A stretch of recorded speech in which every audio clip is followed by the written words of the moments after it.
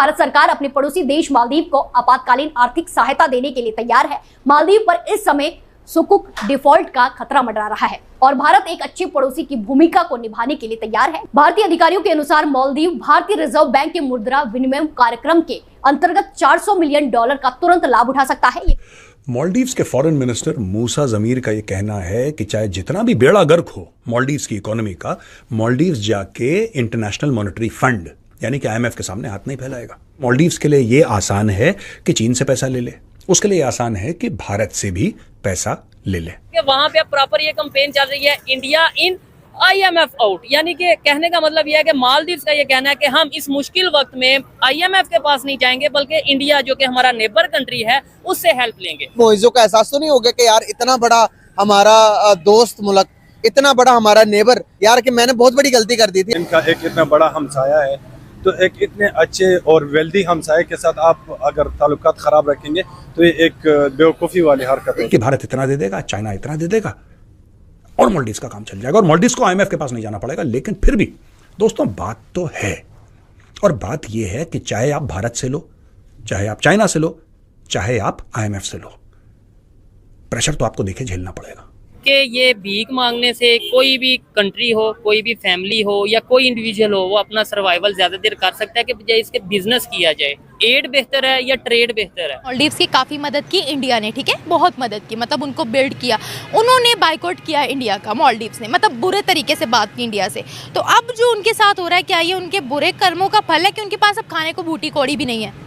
ये तो फिर जाहिर है, ऑब्वियसली आप कुछ बैड करेंगे तो कुछ बैड तो होगा ना आपके साथ। नमस्कार दोस्तों, चैनल पर आपका हार्दिक अभिनंदन है। दोस्तों, एक समय था जब मालदीव्स में मोहम्मद मोइजू अपनी गवर्नमेंट बना रहे थे, जब कैंपेन कर रहे थे तो उन्होंने इंडिया आउट का नारा दिया था और आते ही सबसे पहले वो इंडिया पर एक्शन लेने लगे थे कि हम इंडिया को बाहर करेंगे। और इंडिया ने बड़ी काम रूप से उनके बात को, ठीक है अगर आप करें, आपकी कंट्री से बाहर जाना तो हम चले जाते हैं, और इंडिया जो है वो वहाँ पर वापस आ गया काफ़ी सारे अपने लोगों को निकाल करके। लेकिन दोस्तों, मोहम्मद मोइजू को जल्दी समझ में आ गया कि जो जिस चीन के ऊपर वो उछल रहे थे, एक्चुअली चीन तो उनका काट गया। तो दोस्तों, अब वो क्या करें, अब फिर वो मोदी जी के शपथ समारोह में आए और रिश्ते सुधारने की पूरी कोशिश करने लगे और स्टेटमेंट देने लगे कि इंडिया जो है हमारा सबसे अच्छा दोस्त है और इंडिया हमारी बहुत मदद करता है, सब चीज़ें करने लगे। अब दोस्तों, उसी कड़ी में क्या है कि अब जो डेट के रूप में, आप मदद के रूप में जो है अब मालदीव्स मांग रहा है billions of dollars to India, क्योंकि उसको अपडेट रीपे करना है। आइए देखते हैं पाकिस्तानी मीडिया इस पर क्या रिएक्ट कर रहा है। दोस्तों, बहुत से लोगों को पता होगा, कुछ टाइम पहले मालदीव में एक कैंपेन चल रही थी वहाँ की एक पार्टी की तरफ से कि आउट इंडिया, लेकिन अब वहाँ पे एक कैंपेन चल रही है जिसका मतलब ये है, आप ये कह सकते हैं कि वहाँ पे प्रॉपर ये कैंपेन चल रही है, इंडिया इन IMF आउट, यानी कि कहने का मतलब यह है कि मालदीव्स का ये कहना है कि हम इस मुश्किल वक्त में IMF के पास नहीं जाएंगे बल्कि इंडिया जो कि हमारा नेबर कंट्री है उससे हेल्प लेंगे। जैसे मालदीव से खबर है, उन्होंने ये बोला है कि भाई इंडिया से हम हेल्प ले लेंगे, अपना ट्रेड कर लेंगे, बिजनेस कर लेंगे, लेकिन IMF के पास नहीं जाएंगे। मालदीव किस बात पे क्या कहना चाहेंगे? मैं तो यही कहूँगा जी, वो देखें जी, एक खुददार मुल्क की तरह वो बिहेव कर रहा है। हम लोग जो है ना वो बस मांगने तांगने पे लगे हुए हैं, ठीक है, और हमारा पर्पज यही है कि जी वक्त डंग टपाओ नहीं जिसे कहते। तो ये कितनी देर होगा, ऐसे कितनी देर चलेगा? यार मुझे नहीं लग रहा कि ये अब मजीद चल पाएगा, क्योंकि हमारी नस्लों पे बहुत बुरा असर पड़ा है और जो हमारे यंगस्टर है ना वो मायूसी का शिकार हो रहे हैं। मैं कहता हूँ पाकिस्तान छोड़ के जाने की ख्वाहिश रख रहे हैं। ईमानदारी से बताना, माइंड में आता है कि यार पाकिस्तान छोड़ के कहीं बाहर जाएं, कनाडा जाएं, यही आता है रोज आता है कि यहाँ से रही ना, फायदा नहीं। रोजाना 50,000 पासपोर्ट बन रहे हैं। अब हर स्टूडेंट यही चाह रहा है कि बाहर किसी तरह चला जाए। ठीक है, इसमें भी क्राइसिस आए, ये भी इसी खित्ते का है, उधर भी क्राइसिस आए। उनके ऊपर किसी ने सवाल पूछा उनके फॉरेन मिनिस्टर से कि भाई आप IMF के पास जा रहे हैं, उन्होंने बोला नहीं, हम IMF के पास नहीं जाएंगे, हमें जरूरत पड़ी तो हमारे पास अच्छे स्ट्रेटेजिक पार्टनर हैं, इंडिया है, हम उनसे हेल्प ले लेंगे, बिजनेस हम करेंगे उनके साथ, हम IMF के पास नहीं जाएंगे। मालदीव अगर ये सोच सकता है कि इंडिया से हेल्प ले लेंगे, बिजनेस कर लेंगे, हम क्यों नहीं सोच सकते? सर, हम लोग ना, हमारा माइंडसेट ही बन गया हुआ है कि हमें जरूरत पड़ेगी।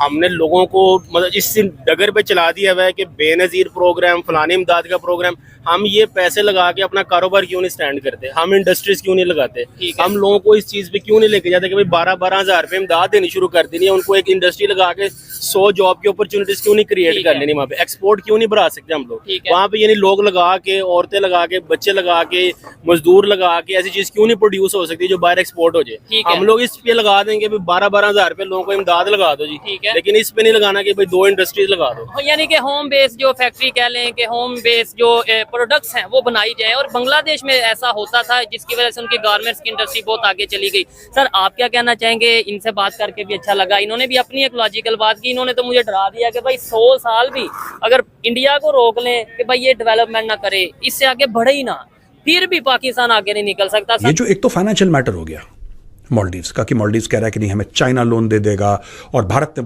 भी बोला कि हम आपको लोन दे देंगे, और भारत का वो $400 मिलियन का रोलिंग है मामला पड़ा हुआ है, $800 मिलियन का पहले पड़ा हुआ है। ये फिगर्स फ्लोट हो रहे हैं सोशल मीडिया और मेन स्ट्रीम मीडिया में कि भारत इतना दे देगा, चाइना इतना दे देगा और मालदीव्स का काम चल जाएगा, और मालदीव्स को IMF के पास नहीं जाना पड़ेगा। लेकिन फिर भी दोस्तों बात तो है, और बात यह है कि चाहे आप भारत से लो, चाहे आप चाइना से लो, चाहे आप IMF से लो, प्रेशर तो आपको देखे झेलना पड़ेगा।